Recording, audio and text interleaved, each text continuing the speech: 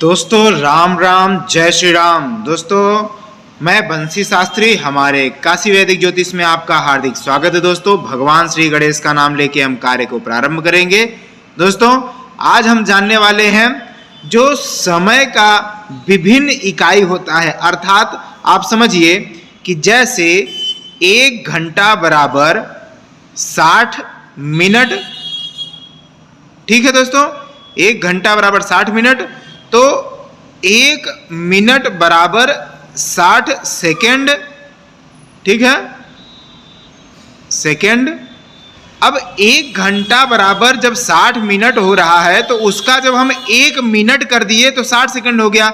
अब इस 60 सेकेंड का भी अगर हम 1 करेंगे 1 सेकेंड तो क्या प्राप्त होगा, ठीक है दोस्तों। अब हम उसी को समझते हैं दोस्तों कि सेकेंड में भी जो एक घड़ी का सेकेंड यहाँ से यहाँ आने में जो बीच का समय लगता है, इसका जो समय है, इसका समय ज्ञात करके हम आगे बढ़ेंगे, आगे को समय को भी जानेंगे। मतलब एकदम शुरू से लेके और लास्ट तक का हम समय ज्ञात करेंगे दोस्तों। इस वीडियो के माध्यम से हम यही समझने वाले हैं दोस्तों। चलते हैं हमारे वीडियो में। आप अगर बिल्कुल नए हैं तो इसे लाइक और सब्सक्राइब करके शेयर जरूर कर दीजिएगा, बेल आइकन घंटी प्रेस कर दीजिए जिससे नोटिफिकेशन आपको मिलता रहे दोस्तों। तो चलते हैं वीडियो प्रारंभ करते हैं दोस्तों। एक त्रुटि बराबर सेकेंड का 33,750वां हिस्सा होता है। एक त्रुटि बराबर इतना हिस्सा, तो हम 100 त्रुटि करेंगे। 100 त्रुटि बराबर 1 तत्पर समय लगता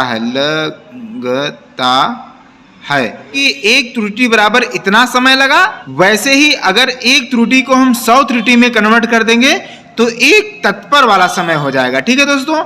अब यहां पे हम 30 तत्पर करेंगे। तत्पर 30 तत्पर समय बराबर 30 तत्पर समय बराबर 1 निमेष होता है, ठीक है दोस्तों। निमेष जो पिछली वीडियो में आप समझ के आए हैं, आप पिछली वीडियो देख लीजिए, जो नहीं देखे हैं तो समझ में आ जाएगा, ठीक है। तो 1 निमेष हो गया। अब वही 1 निमेष को हम 18 निमेष में कन्वर्ट कर देते हैं, ठीक है।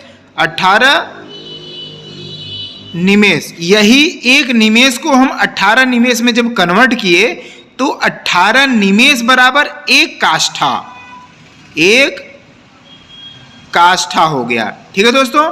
1 काष्ठा किसको बोलते हैं? 1.6 सेकेंड को, मतलब 1 मिनट 6 सेकेंड, ठीक है दोस्तों। ये 1 मिनट 6 सेकेंड हो गया। जब 18 निमेष हुआ तो 1 काष्ठा हुआ। अब इसी 1 काष्ठा को हम 30 काष्ठा में अगर गिनेंगे तो क्या होगा? 1 कला हो जाएगा, 1 कला, ठीक है। ये 1 कला हो गया। अब देखिए 1 कला कितने को कहते हैं? 48 सेकेंड को। 1 कला में 48 सेकेंड हो रहा है तो 4 सेकेंड बराबर कितना होगा? सेकेंड 4 सेकेंड बराबर यहां पे हो जाएगा 1 असु, ठीक है। 1 असु हो जाता है।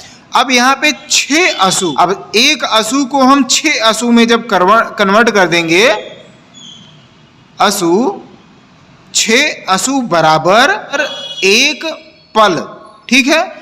1 पल हो गया। अब 1 पल में कितना सेकंड होता है? 24 सेकंड होता है, 24 सेकंड, ठीक है दोस्तों। 1 पल को हम 60 पल में बदलते हैं। 60 पल बराबर 1 घड़ी, 1 घड़ी हो जाता है। अब 1 घड़ी में 24 मिनट, 1 घड़ी में 24 मिनट दोस्तों। जब 1 घड़ी में 24 मिनट हो रहा है, 1 घड़ी को 60 घड़ी में जब कन्वर्ट करते हैं तो ये हो जाता है 1 अहोरात्रि। 1 अहोरात्रि मतलब 24 घंटा होता है, 24 घंटा। अर्थात एक सूर्योदय से दूसरे सूर्योदय तक, ठीक है, इसे 24 घंटा कहते हैं। अब एक अहोरात्रि को हम 15 अहोरात्रि में बदलते हैं। ये हो गया 15 अहोरात्रि। 15 अहोरात्रि बराबर एक पक्ष बराबर, जैसे मान लीजिए शुक्ल पक्ष या फिर कृष्ण पक्ष। ठीक है, अब एक पक्ष हो गया और 15 अहोरात्रि बराबर एक पक्ष। जब एक पक्ष है तो 15 दिन हुआ। अब 15 हम लोग 15 दिन कहते हैं, ज्योतिष शास्त्र में 15 तिथि कहते हैं। ठीक है दोस्तों, अब देखते हैं, अब एक पक्ष में 15 तिथि हो गया, 15 दिन हो गया। ठीक है, हम तिथि कह देते हैं, तिथि ज्योतिष शास्त्र के हिसाब से हम तिथि कह देते हैं। अब एक पक्ष में 15 तिथि तो दो पक्ष बराबर एक माह, एक मास या माह कह सकते हैं, एक माह। ठीक है, दो पक्ष बराबर एक माह हो गया। अब यही एक माह को हम 2 माह में, 2 माह बराबर एक ऋतु हो गया। ठीक है दोस्तों, एक ऋतु, जो ऋतु आता है एक ऋतु। ठीक है, 2 पक्ष बराबर एक माह, और फिर यही एक माह है तो इसको 2 माह में कर देंगे, 2 माह बराबर एक ऋतु हो जाता है। अब एक ऋतु को हम 3 ऋतु में कन्वर्ट करते हैं। एक ऋतु को हम 3 ऋतु में जब कन्वर्ट करेंगे तो 3 ऋतु बराबर एक अयन हो जाएगा, अयन। 3 ऋतु बराबर एक अयन हो जाता है। असु, असु किसे कहते हैं? ठीक है, असु या प्राण भी हम कह सकते हैं। तो ये असु जो हमने समझा दोस्तों, जो हमने यहाँ पर असु देखा, असु, तो ये जो असु के बारे में थोड़ा सा हम समझ लेते हैं। ठीक है, इसे असु भी कहते हैं और प्राण भी कहते हैं। ठीक है, तो दोस्तों 10 बार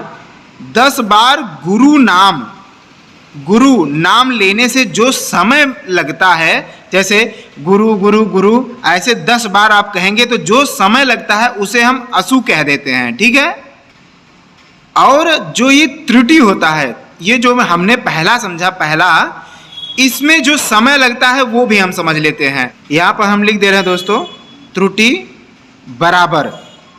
बराबर वो होता है कि कमल के पत्ते में सुई से छेद करने पर जो समय लगता है उसे हम त्रुटि कहते हैं। एक सुई ले लीजिए आप नोकदार, और एक कमल का पत्ता ले लीजिए।